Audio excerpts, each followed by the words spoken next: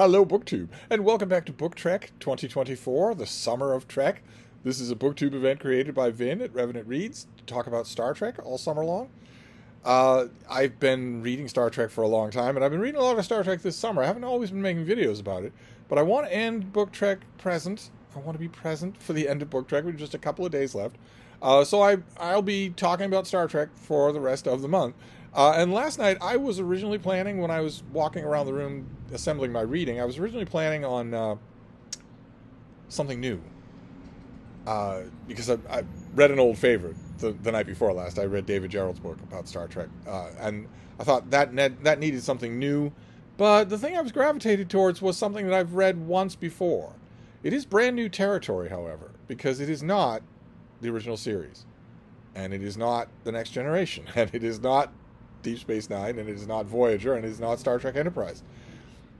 It's a series of books that the publishers put out called The Lost Era, which is designed to take place and give people an idea of what happened to major Star Trek characters, not just the original generation, the original cast, but also lots of other people. What happened to those characters in the long gap between the original series of Star Trek and The Next Generation?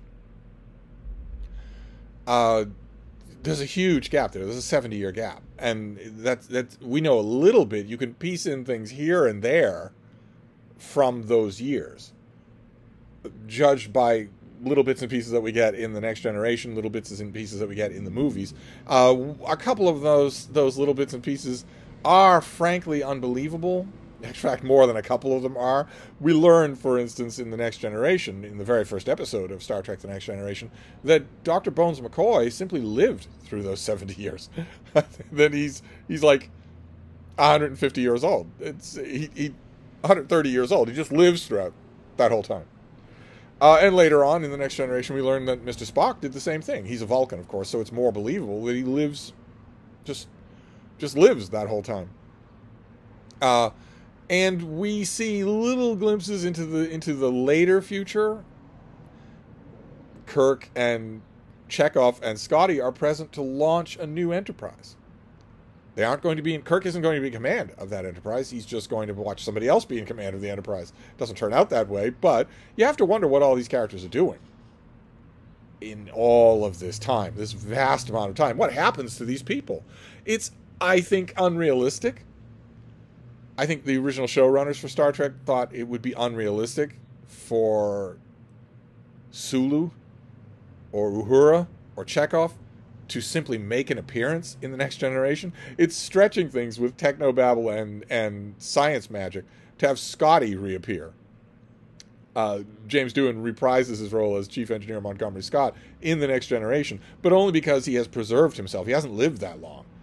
He's preserved himself magically in a transporter buffer so that he when they rematerialize him, he is the same age as he was in Star Trek V. That leads to a very enjoyable episode with an absolutely immortal moment in it. Star Trek is, at as much as anything, a tapestry of great moments, and that episode has an immortal moment that I'm sure that you all know the moment I'm talking about. If you have ever visited here over wine and calzones, you have been dragged through that moment. Here's to you, lads. I actually tear up when I watch that. But what about the rest of it? What about all the rest of that time? What were these characters doing? That's what The Lost Era is meant to look at. And last night I reread. I have read, I think, half the books in the Lost Era series, and just skipped the others. And so, by rights, I should have read one of the ones I skipped last night. But instead, I reread this, Catalyst of Sorrows, by Margaret Wander Bonanno, who is the author of one of the greatest Star Trek novels of them all, Strangers from the Sky. I think that's what drew me to this originally. I got this as a paperback when it came out originally. I think that's what drew me. I wasn't all that interested in what was going on between, as far as I'm concerned, it's not Star Trek if there's not a captain on the bridge. I don't care. At first I thought it needs to be the bridge of the Enterprise, but Voyager proved me wrong about that. But I love this author. So I read the book. The book is, well, you can see on the cover, it's set in 2360, which is just a handful of years before the Enterprise D actually launches under the command of Captain Jean-Luc Picard. So this is practically in The Next Generation. Uhura is like 110, 115 years old. She confers at the beginning of this book with Dr. McCoy, who's even older. They've just lived this whole time. Uhura is over a century old and is the head of Starfleet intelligence. Runs all sorts of covert operations, has all of the webs of information streams at her disposal, and she sets up a covert team in this novel as well in response to a viral outbreak of a mysterious origin. Seems to be affecting Vulcans and Vulcanoids, including Regelians and also Romulans. That's how she originally interested Dr. McCoy in trying to figure this out, trying to lend his expertise to it. But there are a whole bunch of other characters involved as well. Naturally, we have 2 Vulcans from around the Next Generation era. We have Mr. Tuvok from Voyager. No idea, aside from this book, we have no idea whether or not Tuvok has ever crossed paths with any of the other characters in canonical Star Trek. I mean, it happens in other novels, but we don't know about it in this book. And also Dr. Solar from, I think, the first 2 seasons of The Next Generation. In the first 2 seasons of The Next Generation, there's Beverly Crusher as the CMO of the Enterprise D. But one of the doctors on her staff is a Vulcan named Solar, a woman named Solar, which I thought at the time was an interesting inversion of the fact that in the original show, one of the doctors that we meet on McCoy's staff is Dr. M'Benga, who studied on Vulcan. It was a function of plywood sets and absolutely no budget that the original show did not really show McCoy as being the head of a medical department. It was mostly just Nurse Chapel. But we learned that M'Benga is a doctor on his staff, and we presume that he has other doctors on his staff, lots of them, and that he mostly does administrative work. That's what he would do. Tuvok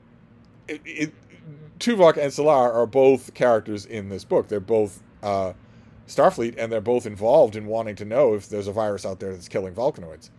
I won't digress here about the fact that M'Benga is the chief medical officer in Star Trek Strange New Worlds, which is just further proof of the contention that I've been saying for years now, which is that Star Trek Strange New Worlds is not meant to be a prequel to the original series. It is going to wipe out the continuity of the original series. Of course, M'Benga does not stay on as a doctor for someone else to be the chief medical officer.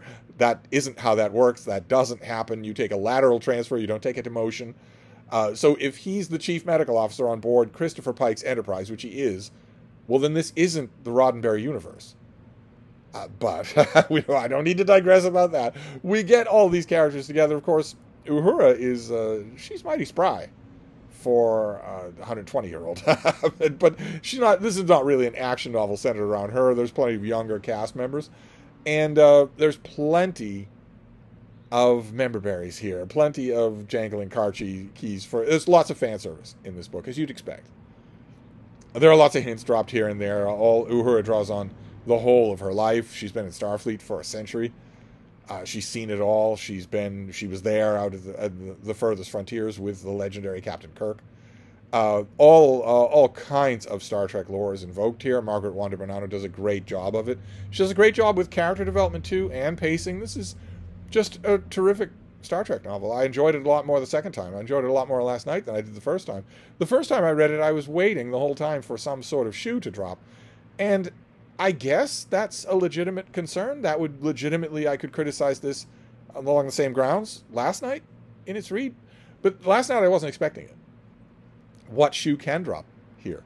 Margaret Wanda Bernardo could be as great a writer as George Eliot. She still can't drop any shoes in here. She's not allowed to make anything that would affect continuity. Granted, she can walk gingerly. An 80-year-old Pavel Chekhov, a 110-year-old Uhura, rumors of a 120-year-old Spock or 130-year-old McCoy, fine. Okay, you can have little bits and pieces, little hints to here and there, but you can't have Captain Kirk come back, for instance, or anything like that. You can't do anything like that. This is just, I mean, it's a hair-raising mission. It's a dire threat, and it's not the only thing, of course. You can't just have a viral threat in a Star Trek novel. You've got to have people with weapons, and they show up. and they imperil our bad guys. One of whom, as you can tell from this cover, is a very young Benjamin Sisko. You can have all of that, but you can't change anything. You can't really add anything. This is all terra incognita, and will remain so. I mean, unless somebody makes a show. In Star Trek, continuity is determined by what's on the screen, not what's on the page. So if somebody makes a show about the Lost Era, great. Actually, it wouldn't be great, because it would be Alex Kurtzman. It would be New Trek. And if somebody sets a show in 2360, or let's say the 2350s, so a decade before the launching of the Enterprise D, well, then you next-gen fans will learn how us original fans feel about Strange New Worlds, because there's no way that Star Trek The Next Generation will happen. There's no way at all that that will happen. Look what Star Trek The Next Generation is. The captain is an old white guy. He spends the first 2 seasons of Star Trek Picard apologizing for that fact. The second in command is a white guy. The chief medical officer is a white woman. The psychiatrist who's on board the bridge is a white woman. The security chief is a white woman. No. Absolutely not. That can't happen. And if there were a show, if there were a New Trek show that were set in the 2050s, the 2350s, then you would know what original series fans are feeling now, which is that this is building towards wiping out my favorite show. Not shoring it up, but wiping it out. So that the Enterprise D is launched. I don't even know. I don't even know. It would be warped according to Twitter politics. This book came out 20 years ago, so it's long before that. And I enjoyed it, but it's a void. It's an absolute void. And I think a little bit of a gesture of a lack of confidence on the part of the powers that be behind the paperback line, that they thought they needed to do fan service in order for Star Trek fans to read it. It would still be Star Trek. It would still be the Federation. It would still be all of the organizations that we care about. If all of these books involved characters that we don't know, as they almost inevitably would, what is the likelihood that Uhura would be a main character on the bridge crew of Captain Kirk and then go on for a century to be the main character in the story of Starfleet? What are the odds against that? They're incalculable. There's another one of these books stars Captain Sulu. Another one of the books in the series stars Captain Harriman, the ill-fated captain of the launch of the Enterprise B, all of whose equipment will not be here until Tuesday. So, why do we want to know about him? Why wouldn't you just tell fans, we're going to tell you stories about what happened in those intervening decades, and maybe we won't touch on any of these characters. Maybe we won't show a younger Jean-Luc Picard or anything like that. Nevertheless, whatever the meeting was that decided that, they don't have that confidence. Instead, they give us Star Trek characters that we already know. And in good writing hands, and they don't get much better than these, that works really well. So this was really enjoyable, just a little bit odd. Felt a little bit anticlimactic. So I don't know if tonight I will try something genuinely new. I was planning on something new last night. I reread something I haven't read in a long time instead, set in new territory. Maybe I'll try something completely new tonight. I've only got a couple of nights left to pick a Star Trek book. And I think I know how I want to wind up Book Trek 2024. I think I will yield to Vox Populi on that point. But that still leaves you tonight. So I will figure out something to read, and I will tell you all about it tomorrow. Thank you, BookTube.